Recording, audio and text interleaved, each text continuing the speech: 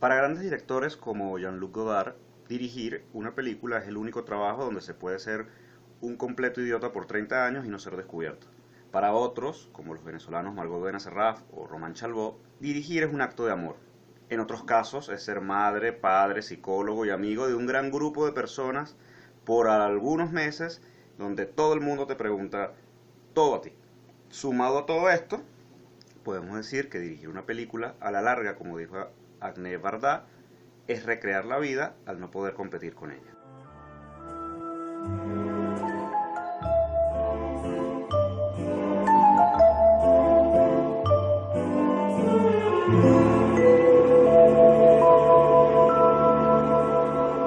Bienvenidos a este primer episodio de la segunda temporada de Al final de la pantalla. Por acá les habla Ismar Guerrero y por allá Es de Roca. damos de vuelta. ¡Volvimos! ¡Lo logramos!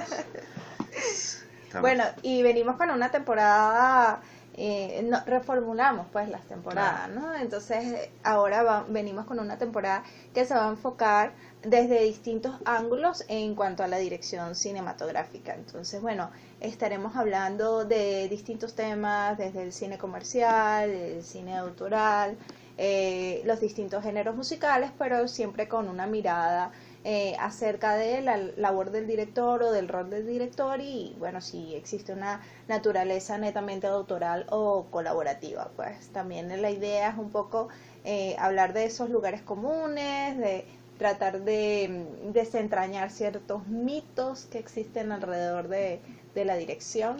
Vamos a tener invitados también para ver esas diversas perspectivas que la gente tenga acerca del trabajo, de este oficio.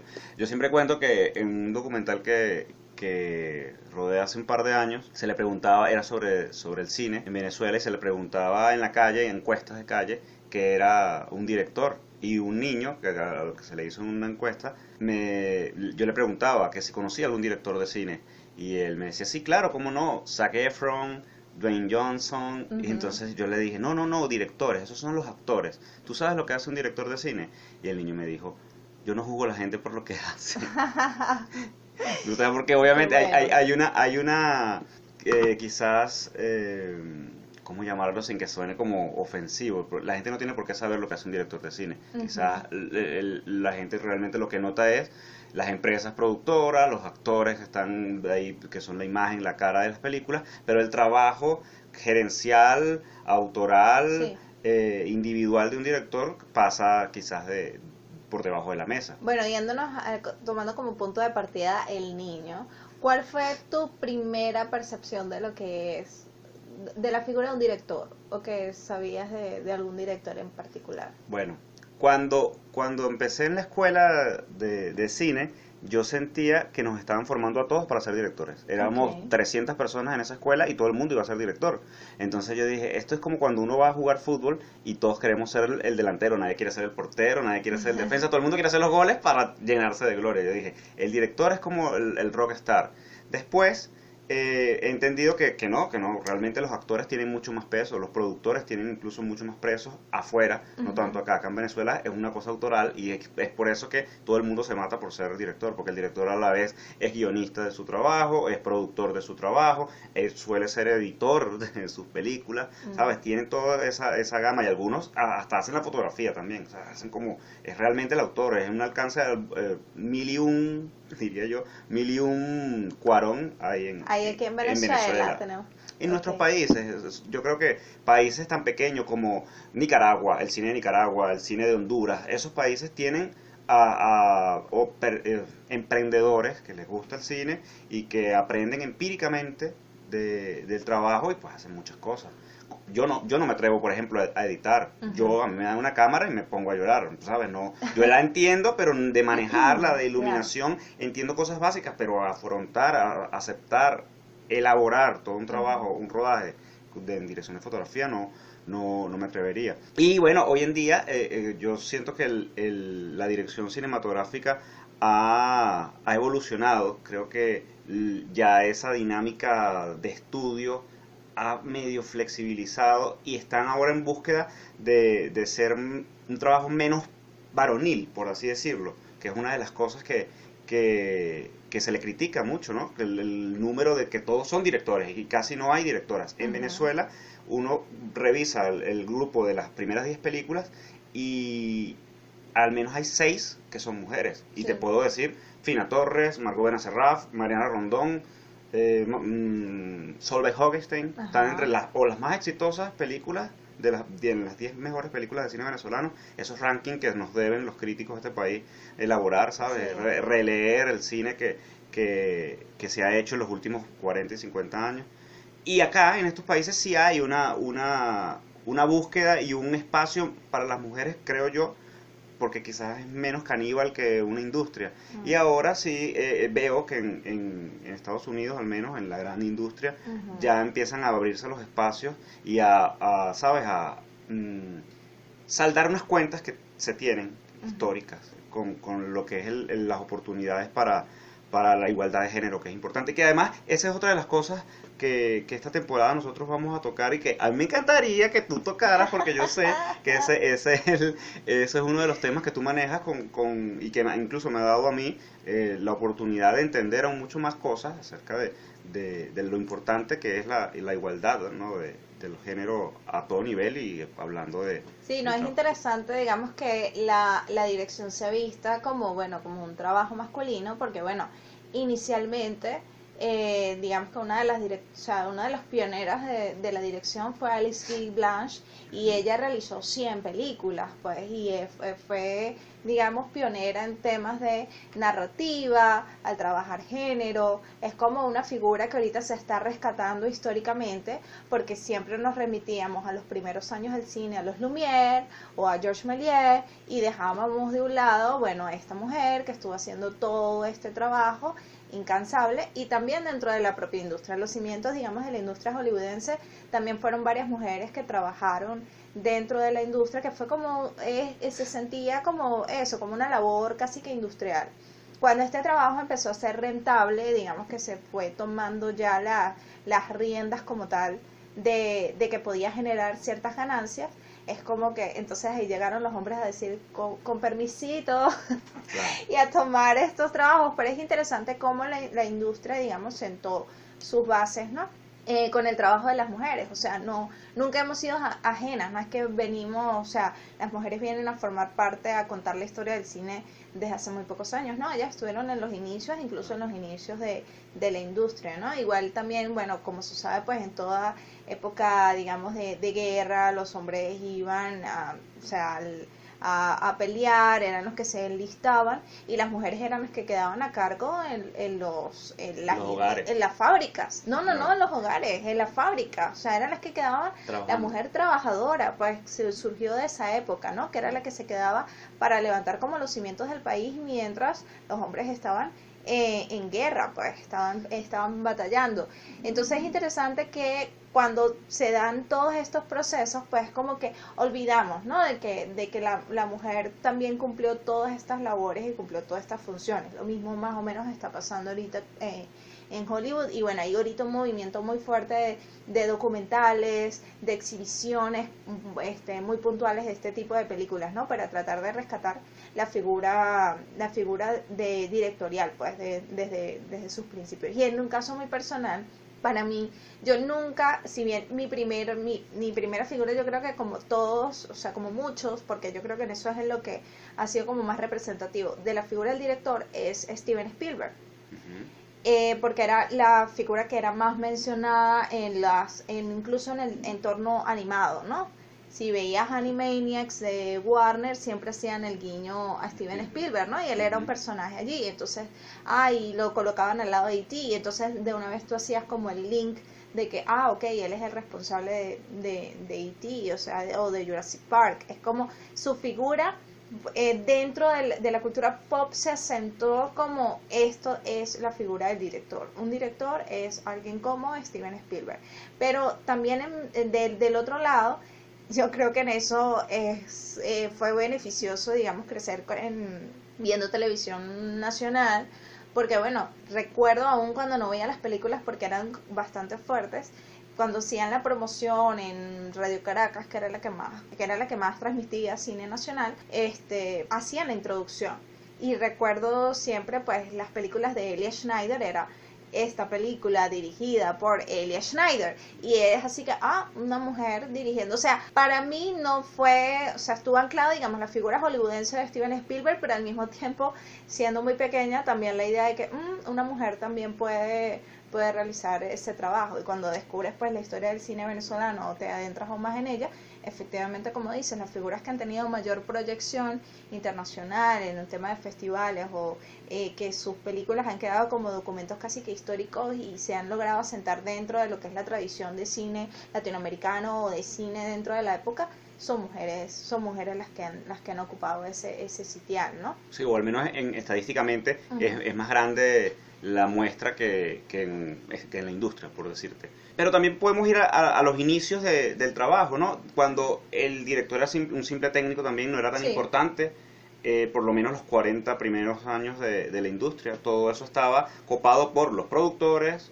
por los dueños de los estudios y los actores. Bueno, los productores, porque digamos que la figura de la estrella o del actor como estrella de cine viene con el nacimiento de una nación de W. Griffiths, con su actriz, ahorita no recuerdo su apellido, Mary, que fue como se acentuó la figura de ella como, o sea, digamos, entre tantos hitos que rompe esta película en temas técnicos, en temas narrativos. También tiene eso, que acentúa la figura. Bueno, pero exacto. Más adelante. Exacto, además de su desafortunadísimo tono político que manejó la película por mucho tiempo y que es muy válido, pues ahorita todas estas revisiones que se le están haciendo. También la película fue responsable de lo que se conoce como el sistema de estrellas, el Star System. Fue la primera película que, debido a que duró tanto tiempo en pantalla, estuvo en cartelera por tantos años que fue el tema de cómo logró hacer esa recaudación millonaria como el primer blockbuster dentro de la industria. Situó a su protagonista como una de las primeras como grandes figuras, ¿no? Entonces es ese hito que arranca con eso, pero como dice, sí, era más del productor. Era el productor que necesitaba sacar rápido determinado número de películas, que la gente estuviese yendo a las salas constantemente, y sí, era una actividad netamente industrializada, en el sentido de que era sacar productos, satisfacer una demanda pues que existía en el momento. Y después eso fue mutando, porque como dices, va creciendo este entretenimiento que se hace industria, que genera ingresos, buenos ingresos, llega o finaliza la Primera Guerra Mundial y también vemos una migración europea a los Estados Unidos, comienza también a entrar gente que venía de hacer cine en Europa y que llega y alimenta también lo que es la industria americana, la nueva industria, desde actores hasta por supuesto directores, y eso va a ir cambiando a los 30 cuando ya empiezan un poco a flexibilizar esa dinámica. Yo recuerdo, por ejemplo, porque es uno de los directores que yo he leído sus dos biografías y me gusta mucho su trabajo, Billy Wilder, sí. O Billy Wilder, ¿cómo se diría? Billy Wilder, que era austriaco, que emigró a los Estados Unidos y llegó a Estados Unidos como guionista y como asistente de Ernest Lubitsch, que ya estaba posicionado en Hollywood. Y bueno, de allí fue el pasito de guionista a director en el 40 y a partir de allí le fue dando. Él cuando yo leí su biografía era como un ejemplo a seguir porque era uno de los primeros que tenía la posibilidad, gracias a que el estudio se lo permitía, a que él podía escribir su guión y también dirigía su película, que no era eso tan especializado que tenían guionistas. Sí. El asistente de dirección tiene que empezar como tercer asistente y hasta que llegue a ser director y así. Ellos tenían un poco su cuestión piramidal válida, muy organizada, y creo que las cosas que hay que agradecerles es que eso fue lo que solidificó una industria que se mantiene hasta esta época. Pero bueno, también retrasó seguramente y frustró mucha gente, porque recordemos que este trabajo del cine tiene mucho que ver con, todos somos seres humanos y tiene que ver mucho con el ego, tiene que ver mucho con las seguridades, y Bilder decía eso en su biografía, en una de sus biografías, que a él le daba demasiado miedo seguir escribiendo y que veía ver en pantalla cosas opuestas a lo que él había escrito. porque entra obviamente la visión de alguien más y él lo único que después tenía en su cabeza cuando dirigió la primera película era seguir haciendo eso. Él incluso le aceptaba a los estudios que le colocaran, por ejemplo, por años tuvo un colaborador apellido Diamond, que era como el co-guionista. Bueno, tú me quieres contratar un guionista para esto, bueno, él puede hacer las revisiones, pero la historia es mía, y él la mete en formato, pero yo le voy a dar la escaleta y le voy a dar el argumento de 10, 15 páginas. Era como los acuerdos a los que él llegaba. Y como sus películas eran rentables, pues todos eran felices. Claro. Bueno, porque es este tema del control también, ¿no? De que tanto control tiene el director sobre su obra y digamos que precisamente si trabajamos bajo esa jerarquía, pues en este caso, a menos que el director sea el productor, no va a tener un control completo, a menos que el director esté, digamos, de buenas con el productor, pues entonces va a encontrar pocas o muchas trabas en su relación. Y bueno, eso se ha visto precisamente en los años en los que se dio este tema del sistema de los grandes estudios que contrataban, que tenían contratos por años a sus estrellas, y a veces eso era bien porque era rentable para determinado director, guionista o actor, porque le estaba dando trabajo fijo por un determinado tiempo. Pero si el estudio decidía de que ya dejaste de ser rentable, significaba que te quedabas por largos periodos sin trabajar y no podías ir a trabajar en otro estudio. Entonces al mismo tiempo era una bendición y una prisión para muchos, ¿no? Muchos vivieron su mejor momento bajo ese sistema y su peor momento, como fue el caso de Betty Davis y su lucha con Warner, ¿no? Por ejemplo. Entonces, y bueno, y el de muchos, ¿no? Que era luego cómo yo me libero y salgo de ese contrato, ¿no? O de cómo la figura del jefe de estudio era una figura tóxica, que digamos empujaba a los artistas o a los directores a sus límites. Y bueno, digamos que muchos de esos actitudes que lamentablemente todavía siguen quedando como secuelas de lo que se vivió durante ese momento, ¿no? Entonces siempre es interesante ver, y luego surge la figura del director productor, que es como una manera de tener control, y el director guionista, que también es el que quiere tener como control de su trabajo, ¿no? Que de esas dos figuras, el que más éxito llegó a tener digamos, o midiendo ese éxito por taquilla, porque no hablemos de la crítica, en los años 40, cuando la crítica todavía también era algo que no estaba y que vamos a conversar más adelante, el director guionista era el que más éxito tenía, porque el productor siempre era como que no, le falta algo a esas películas, no había como una sensibilidad, y al menos en algunos casos que recuerdo, por ejemplo, estos desfases de la industria de películas con 5 o 6 directores, donde el productor era tan metido que votaba a todos los directores que llegaba, como en el caso de Casablanca, que tuvo no sé cuántos directores, o Lo que el viento se llevó, ¿sabes? Que pasaban por ¿sabes? ¿Quién será el director real? ¿Quién en promedio cuánto dirigió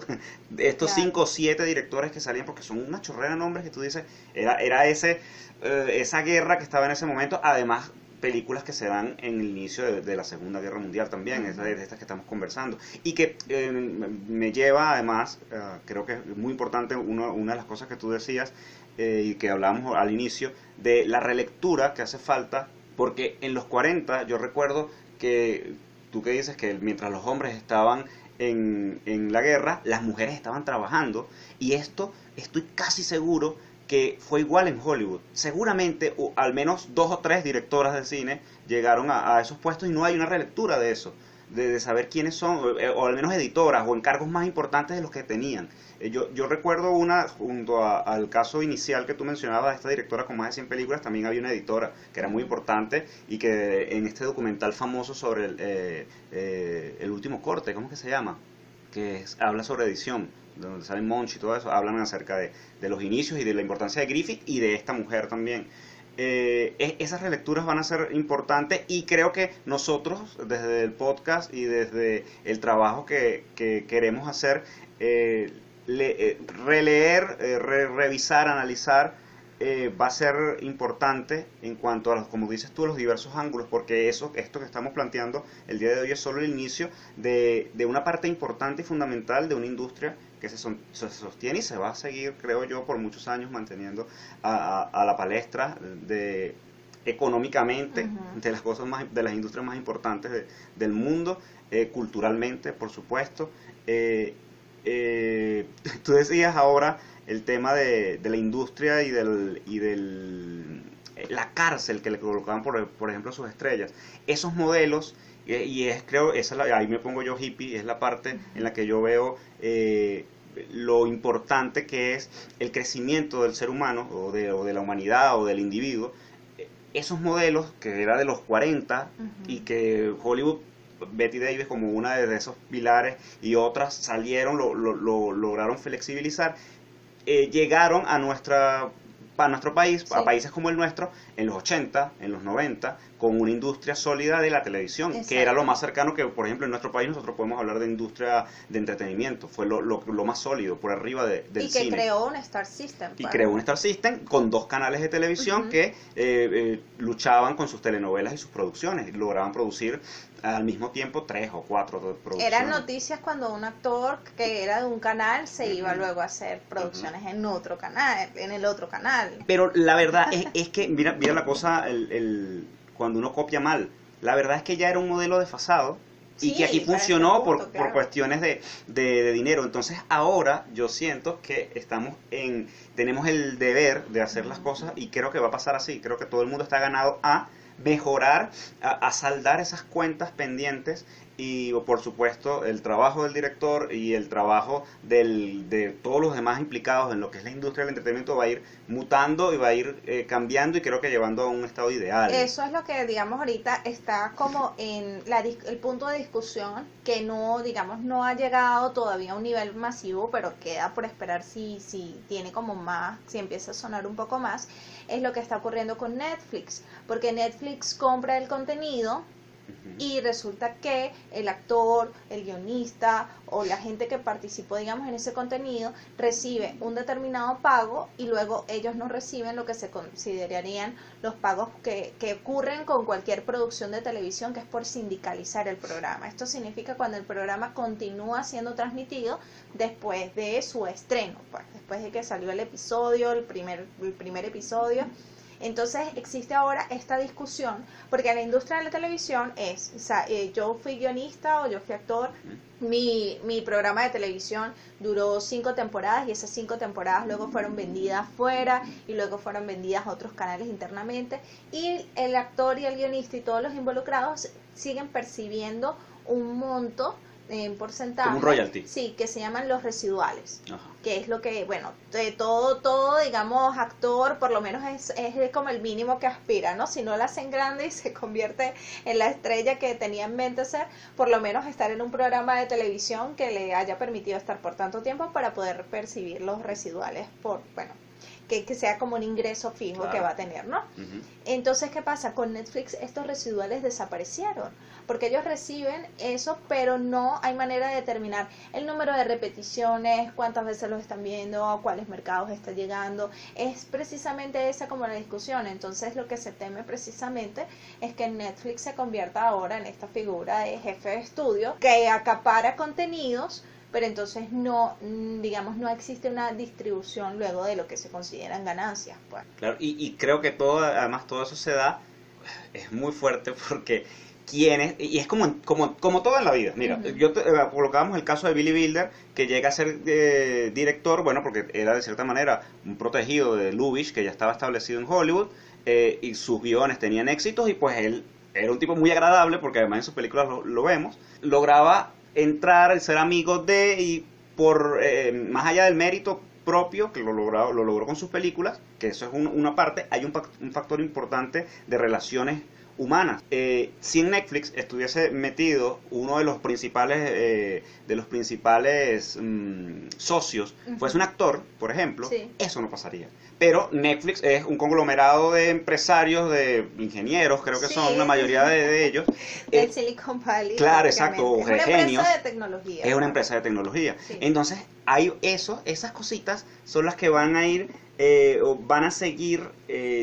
vamos a seguir goteando en el tiempo, hasta llegar a una cosa ideal. O sea, ya ahí uno sabe que si ya nos van a estar los residuales, eso se va a poner como en un limbo y entonces mucha gente va a perder mucha plata que seguramente pueden ganar con todas las... Con otra, exacto, a ver, eso al sistema tradicional. Bueno, es lo que ocurre cuando existe una ruptura del modelo, obviamente eso tiene implicaciones positivas, negativas, y es como lo interesante, ¿no? De irlas evaluando. Pero también otra de las ideas interesantes de precisamente el productor en este caso el canal de distribución, que es lo que sería Netflix, ¿no? Como figura de poder, es interesante ver aquellos espacios donde el director sigue siendo visto como con esta alta estima, y yo creo que no existe espacio que le rinda mayor pleitesía a la figura del director que Cannes. Y en la más reciente, digamos que lo vimos con todo este alboroto que hubo alrededor de figuras obviamente como Tarantino, que bueno, que lo sigue, Almodóvar, Bong Joon-ho, que es el que se gana la palma, todo digamos la discusión que había en torno a Celine Sciamma, que es digamos la directora que presentó Portrait of a Girl on Fire, que fue la película mejor reseñada de todo el festival, mejor recibida, se llevó el premio al mejor guión, ¿no? Pero era la oportunidad, digamos, del jurado de premiar a una mujer en mucho tiempo, ¿no? Pero las premias en la categoría del mejor guión y el premio del jurado que se lo dieron a Mati Diop, que por Atlantics, que además fue la primera mujer la primera directora de descendencia afrodescendiente que participó en el festival. Ella es afrofrancesa. Entonces, bueno, es como que están pasando tantos años, existen todavía este tipo de discusiones en torno al festival. Lamentablemente Thierry Frémaux, que es el programador del festival, el presidente del festival, lo sigue viendo como que permitir de que entren mujeres por ser mujeres es algo que está, digamos, en contra del festival, y que ellos lo que ven es calidad, y es así que no, lo que están pidiendo, digamos, las mujeres que hacen cine en todo el mundo es simplemente que abran ellos un poco el panorama de su búsqueda, de la búsqueda que ellos realizan de estos directores. En el caso de Mati Diop era su debut directorial, y mira lo bien, ¿no? que recibió en el festival, ¿no? Sí. Celine Sciamma fue como poco a poco, creo que esta es su tercera película que pasó por el festival, hasta que, bueno, ya estaba en la competencia oficial, pero ya había participado en los otros certámenes. Y mientras tanto, del otro lado tenemos un montón de debuts, actores que debutan como directores e entran casi que de manera automática al festival, y luego sus películas, bueno, son mal recibidas, y bueno, se cuestiona, digamos, entonces eso, ¿no? ¿Qué tanto es el criterio, o qué tan fácil es para uno y qué tan duro es para otros, ¿no? Claro, y bueno, todo eso lo vamos a seguir abordando a lo largo de esta temporada y desde diversos ángulos, porque bueno, da para mucho, da para los diversos géneros, como tú decías, empezando por el musical o las series de televisión, que también es una nueva, la que está ahora de moda, o volvió a estar de moda, y los directores o creadores de esas series. Tú decías lo de los actores que pasaron a dirigir una película y se le hizo mucho más fácil. Pensé en Jonah Hill y en el de 12 años de esclavitud, que el nombre siempre se me complica, Chiwetel Ejiofor, exacto, que ya estrenaron una película, uno de ellos en Sundance, pero me acordé de la gran Capitana Marvel, que para Netflix estrenó una como directora, que su nombre no lo recuerdo ahorita, el nombre de la película, que es también una actriz que es su primera película, ¿no? Brie Larson, Unicorn Store. Entonces están en eso también es parte del networking, fíjate, ahí lo logró una mujer, pero ya te pude nombrar rápidamente tres actores. Sí. Sigue estando una cosa en desventaja, ¿no? Ojalá siga cambiando esto en el tiempo, y esta temporada nos dé otras luces sobre cómo está la industria audiovisual, cómo está el cine, que es lo que nos ocupa e inspira de la vida, pues lo que vivimos y trabajamos. Sí, bueno, estaremos hablando acerca precisamente del director como autor, o del director como parte de un equipo, y de la colaboración dentro de la dirección, ¿no? Es como las diversas colaboraciones. Sí, es lo interesante como tratar de desligar y bueno, esperamos que nos acompañen en lo que va a ser este recorrido enfocados en este tema. Sí, muchas gracias, nos vemos la próxima semana. Nos pueden seguir a través de las redes, estamos en Twitter, Facebook, también el boletín al final de la pantalla, @gmail.com. Bueno, estamos siempre en contacto y queremos recibir su feedback, que nos digan si nos extrañaron, qué más quieren, si estamos faltos de afecto.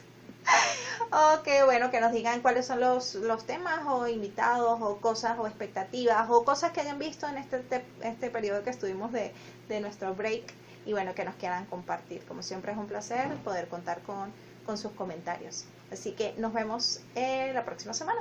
Ahora vamos a salir ahora los viernes, todos los viernes. Todos los viernes, exacto. Los viernes. Pueden contar con que tendrán un nuevo episodio al final de la pantalla en donde escuchen podcast. Chao. Chao.